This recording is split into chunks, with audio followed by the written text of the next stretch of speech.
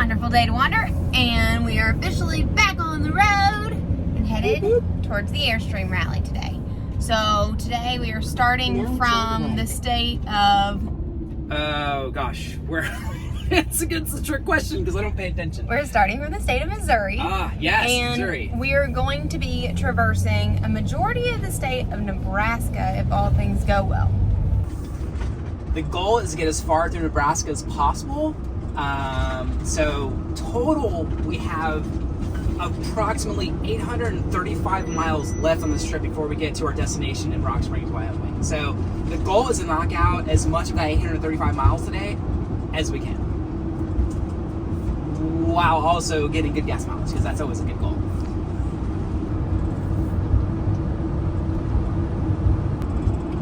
One of the cool things about the Mercedes is that it tells you from your starting point how many bonus miles you get because of your good driving behavior. So right now it says 0.0 miles from the start, but as I go throughout the day, it'll say plus 5 bonus miles and plus 7 bonus miles. So that's me sort of keeping it in that optimal range, getting more miles per gallon, which is, cuts down on costs. It's always a win. Gamifying gas mileage. Who would have known?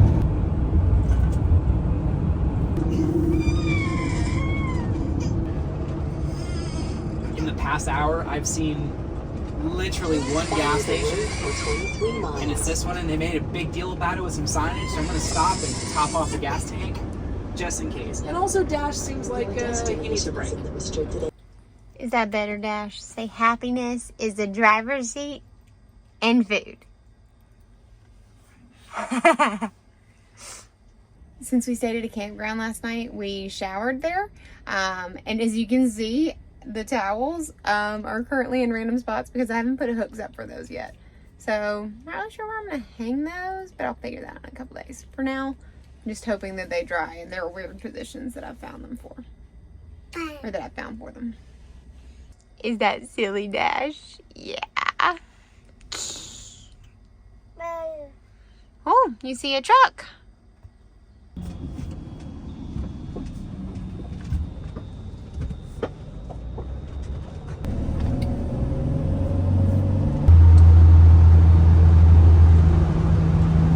Just now, we got sort of a crosswind coming across the highway here and gave us a little jolt.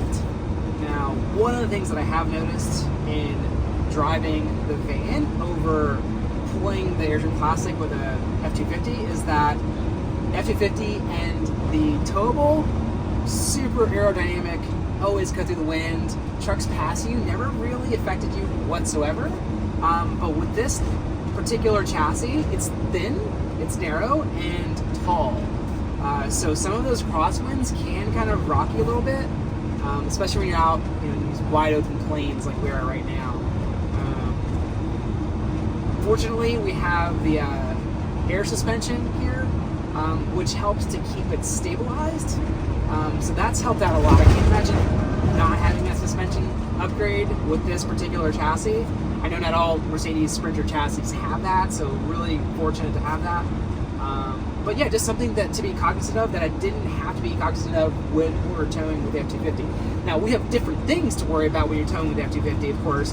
It is wider, almost a foot wider with the Classic. This is considered a wide body, so the things I would have to consider there with towing the Classic is keeping it in the lane, because if you drift off a little bit, your booty swings wide, so that I don't have to worry about with the van, which is really cool. So that's a one for the pro category.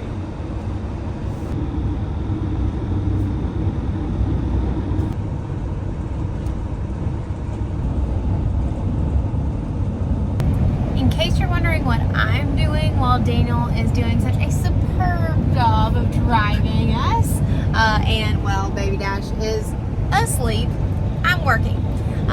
Most of the time that means that I'm working on our company stuff, but also there are some fun things that I get to do for y'all.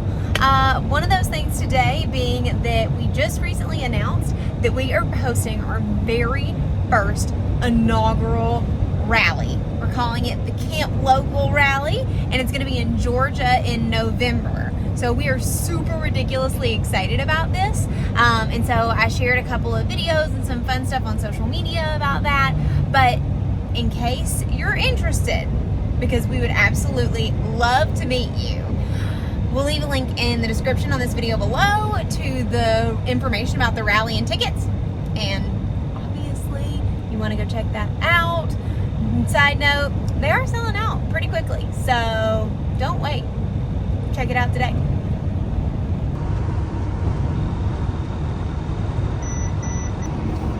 At this point, we've been RVing for, gosh, hasn't it been 2.5, 3 years? I don't even know, but it's been a while. It's been a while. And we have traversed most of the U.S. at this point, and we have seen a lot of things on the road. Now, up to this point, the absolute craziest thing I've ever seen, when I looked over in the other lane, was a guy on a motorcycle who was using both hands to text while he was on his motorcycle. That was the craziest thing up until this moment that I have ever seen. I just looked over a moment ago and I had to ask myself, am I really seeing this, right? So it was a guy on a motorcycle. It's one of those BMW motorcycles with like the compartments in the back that they'll use for like car rallies and things like that. I look over and this dude on a motorcycle is eating chicken wings. Like literally, he's got his left hand holding a chicken wing. He's gnawing down on it. And here's the kicker. I have so many questions. Below it, he's got a plate of wings, like beneath it. So like, so many questions. First off, why are you eating chicken wings while you're driving your motorcycle? And secondly, how is that plate of wings like staying put and not like flying away? I have no idea. I don't own a motorcycle. I don't know how that's possible, but literally a dude eating chicken wings on a motorcycle. That is the craziest thing I've seen in 3.5 years of RVing. It's so crazy. Okay, so I feel like I failed you a little bit not getting video of this, but Daniel was like freaking out after they passed and I couldn't see it from here. So I'm sorry. But second, I can't decide if Daniel is like in awe or jealous, because true story, before we went vegetarian, chicken wings were like his favorite food on the entire planet. You're right. I'm always amazed at how humans can achieve certain things. That is definitely one of them. That is so stupid and dangerous, but still, like, that's also crazy impressive too. Don't recommend it, ever, but still crazy impressive. Okay, so I'm not a chicken wings person, but yeah, I think he's a little jealous.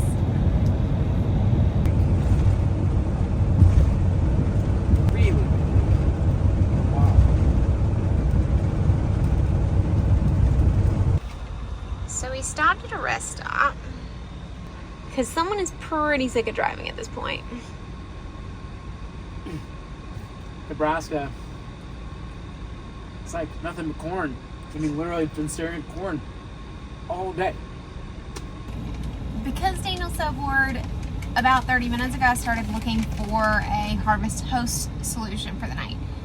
But there isn't a whole lot out here, to be fair, and everywhere that is either doesn't take last minute reservations or isn't available. So then I looked at campgrounds. There's some stuff, but that's kind of supposed to be last resort. So then I looked at Cracker Barrel. There's basically one on like the east end of the state and the west end of the state, and we're like smack dab in the middle. So pulled up Campendium, and it looks like there's a state recreational area 15 minutes from here. We're gonna go see if we can grab a last minute spot. The baby is still asleep. This is what we're gonna give a try. The pictures look super legit, but it does say a lot of locals tend to come and like to fish in the evening, so you kind of got to get there early afternoon. It's 4:15, so we better hurry.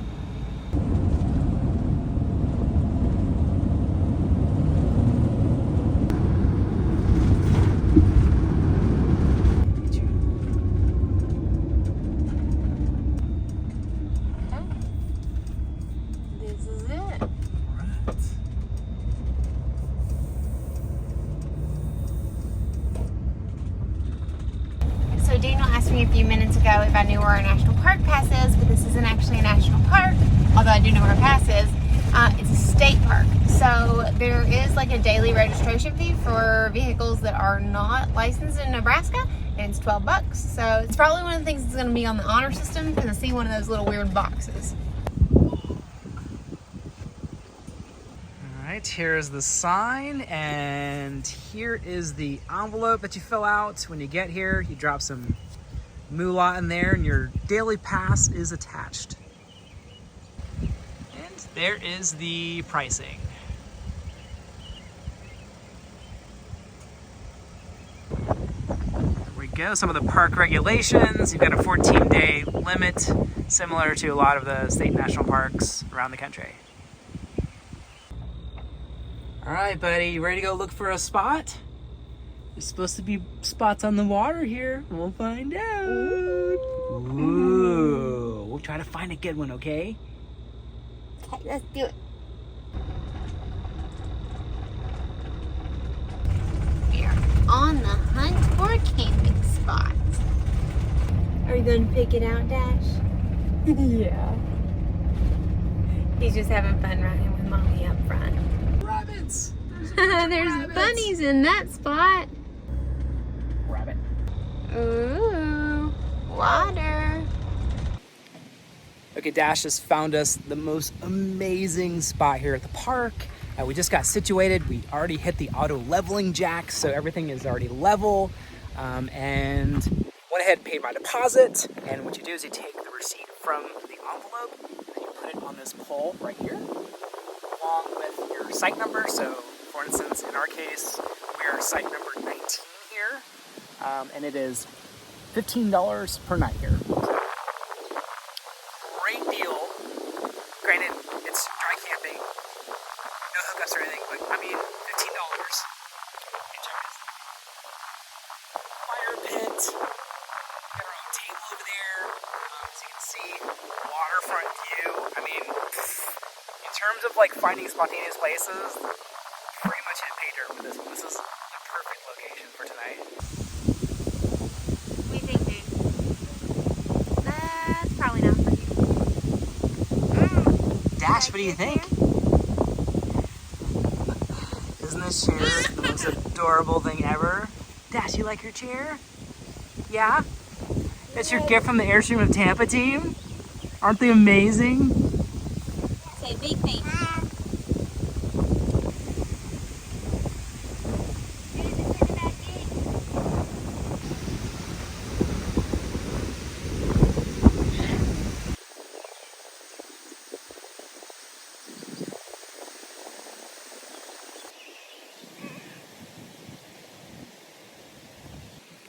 There are definitely worse ways to unwind at the end of a long day.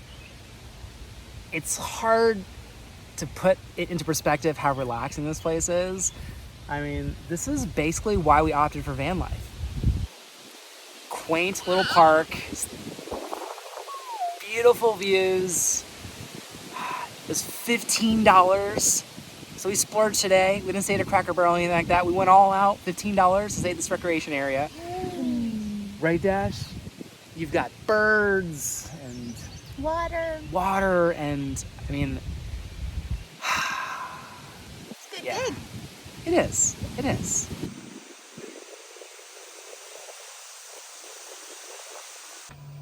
Dinner of Champions. Cheese plate with pecans. Pecans.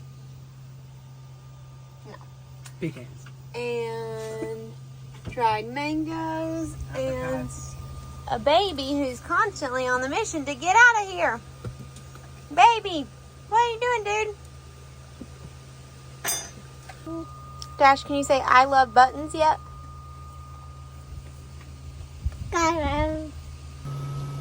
Actions speak louder than words anyway.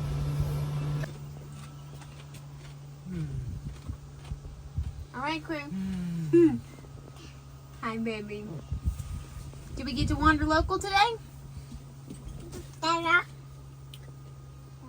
We did. Where did we wander local?